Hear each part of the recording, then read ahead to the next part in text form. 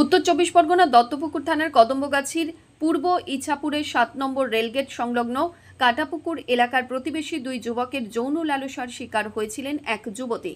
গভীর রাতে বাড়ির চিলেকোঠা থেকে ঘরে ঢুকে পরিবারের অন্যান্য সদস্যদের দরজা দিয়ে আটকে রেখে দুই যুবক শারীরিক নির্যাতন করেন যুবতীকে।